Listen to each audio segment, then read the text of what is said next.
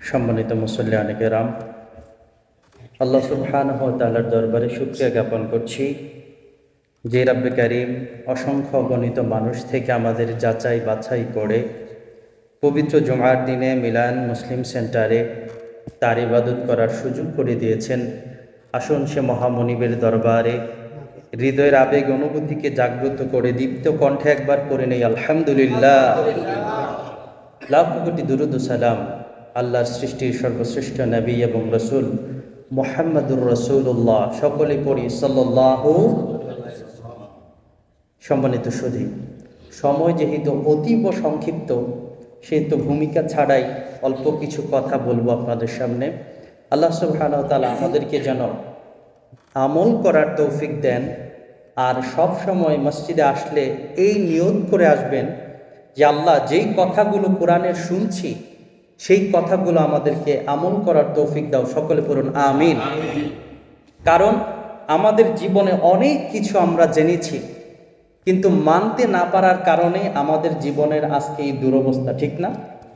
সম্মানিত সুধী, আজকে এমন একটি বাস্তব বিষয় নিয়ে আলোচনা করব, যেই বিষয়টি নিয়ে পৃথিবীর কোনো মানুষের মধ্যে কোনো সন্দেহ নাই, পৃথিবীর কোনো মানুষের মধ্যে কোনো মতানৈক্য নাই। এমন একটি বিষয়ের নাম হচ্ছে মৃত্যু। পৃথিবীতে অনেক মানুষ আল্লাহকে বিশ্বাস করে না, অনেক মানুষ আখিরাতকে বিশ্বাস করে না, অনেক মানুষের মধ্যে ইসলামের অনেক বিষয় নিয়ে মতানৈক্য রয়েছে, কিন্তু পৃথিবীতে একটি পার্মানেন্ট বিষয়, একটি মাত্র স্থায়ী বিষয়, ইউনিভার্সাল ট্রুথ কিন্তু মানুষের আসবেই, এটা নিয়ে কারো কোনো সন্দেহ নাই। আল্লাহ রাব্বুল আলামিন মৃত্যু সম্পর্কে কোরআন কারীমের 16 নম্বর সূরা আন-নাহলের 61 নম্বর আয়াতে বলেছেন, ফাইযা জাআ আজালুহুম লা ইস্তাখিরুনা সাআতাও ওয়া লা ইস্তাকদিমুন। যখন মৃত্যুর নির্দিষ্ট সময় চলে আসবে, এক মুহূর্ত আগেও করা হবে না, এক মুহূর্ত পিছেও করা হবে না। একদম যার যেখানে মৃত্যু ঠিক ওই টাইমে মৃত্যু তার কাছে উপস্থিত হয়ে যাবে। এবং পৃথিবীর মৃত্যুটা এমন আশ্চর্য একটা জিনিস যে পৃথিবীতে মানুষের আগমনের একটা ধারা আছে না? আগে দাদা হয়, তারপর দাদার পরে কি হয়? বাপ হয়, তারপরে বাবার সন্তান হয়। এইভাবে একটা ধারাবাহিকতা আছে। পিতা মাতার পরে সন্তান, সন্তানের পরে তার সন্তানের একটা ধারাবাহিকতা আছে। কিন্তু মৃত্যু এমন একটা আশ্চর্য বিষয়, মৃত্যুর কোনো ধারাবাহিকতা হয় না। কখনো পিতার আগে তার সন্তান চলে যায়, আবার কখনো সন্তানের আগে তার দাদা চলে যায়, কখনো মা চলে যায়, আবার অনেক পরেও অনেক মানুষ 100 বছর জীবন পায়। এখন আমরা যেহেতু জানি মৃত্যু আমাদের হবেই, আল্লাহ সুবহানাহু ওয়া তাআলা কোরআন কারীমের 3য় সূরা আল ইমরানের 185 নম্বর আয়াতে বলছেন, কুল্লু নাফসিন যায়িকাতুল মাউত। এই আয়াতটা আমরা সবাই জানি না? কুল্লু নাফসিন, প্রত্যেক আত্মা, যায়িকাতুল মাউত, মৃত্যুর স্বাদ আস্বাদন করবেই। পৃথিবীতে প্রাণ নিয়ে যত প্রাণী এসেছে প্রত্যেককেই মৃত্যুর স্বাদ আস্বাদন করতে হবে। তাহলে মৃত্যু আমাদের অনিবার্য সত্য। মৃত্যু থেকে বাঁচার পৃথিবীতে কোনো পথ আছে? নাই। এই যে পথ নাই, আল্লাহ তাআলা কিন্তু এটাও আমাদেরকে জানিয়ে দিয়েছেন যে তোমরা কিন্তু মৃত্যু থেকে কখনোই বাঁচতে পারবা না। সূরা নিসার 78 নম্বর আয়াতে আল্লাহ তাআলা বলছেন, আইনামা তাকুনু ইউদরিকুমুল মাউতু ওয়ালাউ কুনতুম ফি বুরুজিম মুশাইয়াদা। এ বান্দা, তোমরা যেখানেই থাকো না কেন, মৃত্যু তোমাদেরকে ঘাস করবে, মৃত্যু তোমাদেরকে ধরবে, যদিও তোমরা সুদূর দুর্গের মধ্যে অবস্থান করো। মৃত্যু থেকে পালাতে পারবা না। সেজন্য কবি বলেছেন, মরণ থেকে যতই পালাও মরণ তোমায় লইবে ঘিরি, যদিও থাকেও আকাশ পানে লাগিয়ে তোমায় লইবে সিঁড়ি।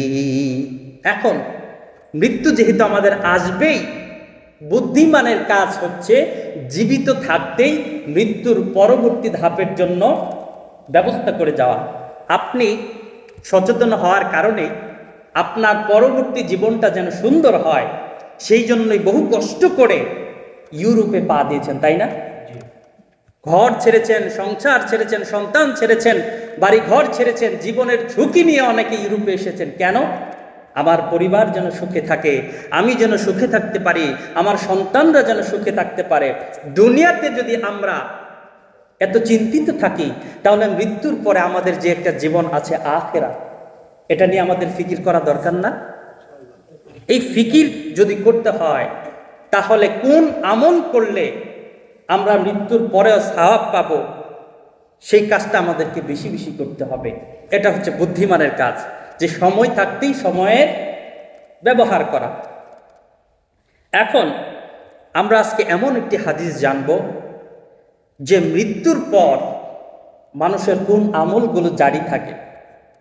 মুসলিম শরীফের হাদিস, 1631 নম্বর হাদিস। আল্লাহ রসুল সাল্লাল্লাহু আলাইহি ওয়াসাল্লাম বলছেন, ইযা মাতাল ইনসান ইনকাতাআত আনহু আমালুহু, যখন মানুষ মৃত্যুবরণ করে তার আমলের সকল দরজা বন্ধ হয়ে যায়। আচ্ছা, মৃত্যুর পর কি নামাজ পড়ার সুযোগ আছে? এটা আওয়াজ করে বলেন, আছে? রোজা রাখার সুযোগ আছে? হজ জাকাত করার সুযোগ আছে? তাহলে রাসূল বলেছেন মৃত্যুর সাথে সাথে দুনিয়াতে আমরা যত আমল করি সেই আমলের দরজাগুলো কি হয়ে যায়?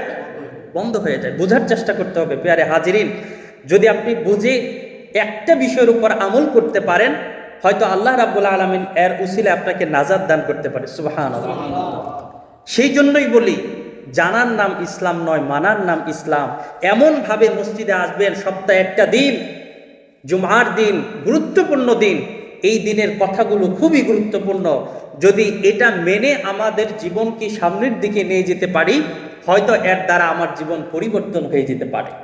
তো রাসূল বলেছেন মৃত্যুর সাথে সাথে সকল আমলগুলো বন্ধ হয়ে যায়, ইল্লা মিন সালাসা, তবে হ্যাঁ, 3টি আমল আছে যে মৃত্যুর পরেও মানুষ এর সওয়াব পেতে থাকে। সুবহানাল্লাহ বলবেন না? ইল্লা মিন সাদাকাতিন জারিয়া, 1 নাম্বার হচ্ছে সাদাকায়ে জারিয়া। সদকায়ে জারিয়া কি? সদকায়ে জারিয়া হচ্ছে এমন একটি দান যেটার সওয়াব প্রবাহিত হতে থাকে। নদীতে দেখেন না যে কচুরি পানাগুলো স্রোতের মধ্যে এক নদী থেকে আরেক নদীতে ভেসে যেতে থাকে? এটার কি কোনো কুলকিনারা থাকে? না। সদকায়ে জারিয়া হচ্ছে এমন একটি দান, যেই দানটা করলে এই জিনিসটা যতদিন পর্যন্ত পৃথিবীতে থাকবে ততদিন পর্যন্ত আপনার আমল নামায় এর সওয়াব যেতে থাকবে। সুবহানাল্লাহ। যেমন উদাহরণ, মসজিদ, মাদ্রাসা, ইয়েতিমখানা, রাস্তাঘাট, গাছ লাগানো, পানির ব্যবস্থা করা, এরকম ভালো যেই কাজগুলো আছে, আপনি হয়তো 20 বছর, 50 বছর, 100 বছর পর মৃত্যুবরণ করবেন, কিন্তু একটা মসজিদ তো 1000 বছর থাকে, থাকে না? একটা গাছ 100 বছর থাকে, একটা পানির টিউবওয়েল 100 বছর থাকে। যেই কাজগুলো মানুষ উপকৃত হয় ইবাদতের ক্ষেত্রে, আপনি মসজিদ নির্মাণের সময় যখন দান করবেন, আপনি মৃত্যুবরণ করবেন, কিন্তু যত মানুষ এই মসজিদে এসে নামাজ পড়বে, কোরআন পড়বে, তিলাওয়াত করবে, কোরআন শিখবে, এর একটা সওয়াব আল্লাহ রাব্বুল আলামিন কিয়ামতের আগ পর্যন্ত আপনার আমল নামায় দিতে থাকবে। সুবহানাল্লাহ। যদি আপনি একটা টাকাও এর পেছনে খরচ করেন। 2 নাম্বার হচ্ছে আও ইলমিন ইউনতাফাউ বিহি, এমন একটি জ্ঞান যেটা উপকারী জ্ঞান। উপকারী জ্ঞান কি? আপনি জীবিত থাকা অবস্থায় এমন জ্ঞান প্রসার করলেন, ধরেন আপনি ভালো একটা বই লেখলেন, অথবা এই বইটা যে লিখেছে তাকে ছাপানোর জন্য কিছু টাকা পয়সা দিলেন। একটা বই তো 1-2 দিন থাকে না, 100 বছর থাকে, 1000 বছরও থাকে বই। এখন তো আল্ট্রা মডার্ন যুগ, পিডিএফ করে যদি অনলাইনে রেখে দেওয়া হয়, 1000 বছর এগুলো অনলাইনে থাকে। এখান থেকে কেউ যদি একটা বই পড়ে উপকার পায়, এটাকে বলা হচ্ছে ইলমান নাফি, উপকারী জ্ঞান। আপনি একটা পুস্তক প্রকাশনা করলেন, অথবা একটি লাইব্রেরি প্রকাশনা করলেন, এর মাধ্যমে যেই মানুষগুলো উপকার পাবে, আপনি হয়তো মৃত্যুবরণ করবেন, কিন্তু যত মানুষ এর থেকে উপকার গ্রহণ করবে আল্লাহ সুবহানাহু ওয়া তাআলা আপনার আমলনামায় এর সব পৌঁছে দিতে থাকবে। সুবহানাল্লাহ। তৃতীয় হচ্ছে আও ওয়ালাদিন সালিহিন ইয়াদউহু লাহু, নেককার সন্তান, যেই সন্তান পিতামাতার মৃত্যুর পর তার জন্য বেশি বেশি দোয়া করতে থাকবে। সুবহানাল্লাহ। সেই জন্য সন্তানকে অবশ্যই ইসলামের সঠিক শিক্ষাটা দিয়ে যেতে হবে। আমরা অনেক সময় শুধু সন্তানকে চিন্তা করি যে সে বড় হয়ে মানুষের মতো মানুষ হবে, সে ভালো একটা জায়গায় চাকরি করবে, সে অর্থ উপার্জন করবে, এই চিন্তাটা আমরা করি। কিন্তু অ্যাজ এ মুসলিম হিসেবে আমাদের যে একটা দায়িত্ব আছে, তাকে কোরআন শেখানো, ইসলাম শেখানো, আল্লাহকে পরিচয় করে দেওয়া, নবী রাসূলকে পরিচয় করে দেওয়া, মৃত্যুর পর যার একটা জীবন আছে আখিরাতকে পরিচয় করে দেওয়া। এটা যদি আপনি আপনার সন্তানকে করে যেতে পারেন, নেককার সন্তান বানিয়ে যেতে পারেন, একটা সন্তানকে যদি আলেম বানাতে পারেন, হাফেজ বানাতে পারেন, এই সন্তানটা আপনার জন্য দোয়া করবে কি করবে না? যতবার সে নামাজ পড়বে, নামাজের পর আল্লাহ যে দোয়াটা পিতামাতার জন্য শিখাইছেন, এই দোয়াটা করবে, রব্বির হামহুমা কামা রব্বায়ানি সগীরা। পারেন না সবাই? সকলে বলুন, রব্বির হামহুমা কামা রব্বায়ানি সগীরা। এই দোয়াটা আল্লাহ তাআলা নিজে বান্দাদেরকে শিখিয়েছেন যে তুমি পিতামাতার জন্য কোন দোয়া করবা, আমি আল্লাহ তোমাদেরকে শিখাই দিচ্ছি। এই দোয়াটা যখন করবে, আল্লাহ রাব্বুল আলামিন তার পিতামাতাগুলোকে মাফ করে দেবে। সুবহানাল্লাহ। এখন আপনার সন্তানকে তো ওইরকম শিক্ষাটা আপনাকে দিতে হবে। আপনি যদি ওইরকম শিক্ষা না দেন, সে যদি নামাজ না পড়ে, তাহলে কি আপনার জন্য এই দোয়া করবে? দেখেন না, নামাজ পড়ে সালাম ফিরাই সবাই নিজের জন্য দোয়া করে। তো নিজের জন্য দোয়া করে নাকি বাবা মার জন্য দোয়া করে? সবার জন্য দোয়া করে। এখন এই ছেলেটা যদি নামাজই না হয়, আপনি যদি তাকে নামাজই না শিক্ষা দেন, সে কিভাবে আপনার জন্য দোয়া করবে? বিবেক দিয়ে চিন্তা করুন। তাকে যদি ধর্মীয় শিক্ষা না দেন, হয়তো সে আপনার প্রতি দায়ভার নিয়ে বছরে একবার হয়তো আপনার জন্য দোয়া করাতে পারবে, কিন্তু আপনার জীবনে যে ভুলগুলো হয়েছে, বছরের একবারের দোয়াই কি আপনার জন্য যথেষ্ট হবে? বিবেক দিয়ে চিন্তা করতে হবে। সেই জন্য ইসলামকে বুঝতে হলে আগে বিবেককে জাগ্রত করতে হবে। আমি কি করছি? আমার কি হবে? আমি কোথায় যাব? আমি পৃথিবীতে কি রেখে যাচ্ছি? যেই সন্তানদের রেখে যাচ্ছি, এরা আমার জন্য আমার মৃত্যুর পর আমার উপকারে আসবে কিনা? এখন ওয়ালাদুন সালিহুন বলা হচ্ছে নেককার সন্তান। এই সন্তানকে যদি আপনি ইসলাম শিক্ষা দেন, সে মৃত্যুর পর, আপনার মৃত্যুর পর যত ভালো কাজগুলো করবে, আপনি ওই যে তাকে ভালো কাজ শিক্ষা দিয়েছেন, যত কাল সে জীবিত থাকবে ভালো কাজ করবে, আপনি কবরে চলে যাবেন, কিন্তু আপনার সন্তানের ভালো কাজের বিনিময়ে আল্লাহ রাব্বুল আলামিন আপনার আমলনামায় সব পৌঁছেই দিতে থাকবে। সুবহানাল্লাহ। পরিশ্রম জীবিত থাকতে করবেন, ইন্তেকালের পর আপনি শুধু সব পেতেই থাকবেন, পেতেই থাকবেন। কিন্তু এর বিপরীত দিকটা চিন্তা করেন।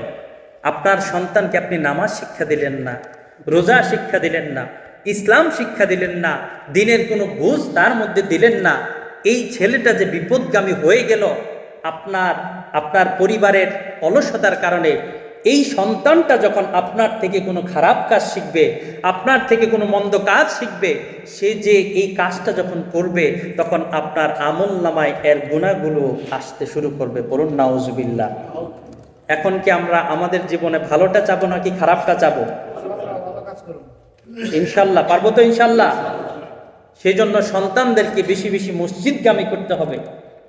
যেহেতু এটা ইউরোপের দেশ, পুরাটাই ইসলাম বিদ্বেষী দেশ, এর মধ্যে আমাদের জেনারেশন যেন আমাদের থেকে ছুটে না যায়, ইসলাম থেকে ছুটে না যায়, সেই জন্য আপনাকে গভীরভাবে চিন্তা করতে হবে, সব সময় তাকে মসজিদগামী করতে হবে, সব সময় তাকে কোরআনের সাথে রাখতে হবে, সব সময় তাকে ইসলামের সাথে রাখতে হবে, সব সময় তাকে আদব শিক্ষা দিতে হবে। কারণ ইউরোপের যে কালচার, সে একটা সময় আসবে যে আপনাকে কোনো কেয়ারই করবে না, আর আপনি যদি তার উপর আপনি যে বাবা এর শক্তি যদি প্রয়োগ করতে চান, তাহলে সে আপনার নামে আদালতে মামলা করে দেবে। হায় হায় আফসোস। সেই জন্য সন্তানকে যদি সঠিক শিক্ষা দিতে পারেন, এই সন্তান কোনোদিন আপনার বিরুদ্ধে যাবে না। আমরা বড় হয়েছি, কখনো বাবা মার সাথে খারাপ ব্যবহার করার সাহস করতে পারে নাই, কারণ আল্লাহ তাআলা বলছেন রিদার রব্বি ফি রিদাল ওয়ালিদাইন ওয়া সাখাতাহু ফি সাখাতিল ওয়ালিদাইন। পিতামাতার সন্তুষ্টিতে আল্লাহ তাআলা সন্তুষ্টি, আর পিতামাতার অসন্তুষ্টিতে আল্লাহ তাআলা অসন্তুষ্টি। এই জ্ঞান, এই বোধ যার মাথায় আছে, সে জীবনেও কোনোদিন পিতামাতার সাথে খারাপ ব্যবহার করতে পারবে না। সেই জন্য পারিবারিক শিক্ষাটা অত্যন্ত গুরুত্বপূর্ণ। সেই জন্য আমরা মৃত্যুবরণ করব ঠিক, কিন্তু মৃত্যুর আগে পরকালের জন্য বুদ্ধিমান যারা, তারাই তো কাজ করে যাবে। আল্লাহ রাব্বুল আলামিন আমাদেরকে তৌফিক দান করুন, সকলে পড়ুন আমিন। রাসূল সাল্লাল্লাহু আলাইহি সাল্লাম বলেছেন আকসিরু যিকরা হাদিমিল লাযযাতিল মাউত, অধিক পরিমাণে তোমরা মৃত্যুকে স্মরণ করো, কারণ মৃত্যু দুনিয়ার স্বাদকে ধ্বংস করে দেয়। আর আপনি যদি কোরআনের উপর অটল থাকতে পারেন, ইসলামের উপর অটল থাকতে পারেন, রাসূল সাল্লাল্লাহু আলাইহি সাল্লাম বলেছেন তুহফাতুল মুমিনিনাল মাউত, মুমিনের জন্য মৃত্যুটা হচ্ছে উপহার স্বরূপ। একদিকে আপনি মৃত্যুবরণ করবেন, অন্য দিক থেকে আল্লাহর নিয়ামত, আল্লাহর জান্নাত আপনার জন্য অপেক্ষা করতে থাকবে। পড়ুন সুবহানাল্লাহ।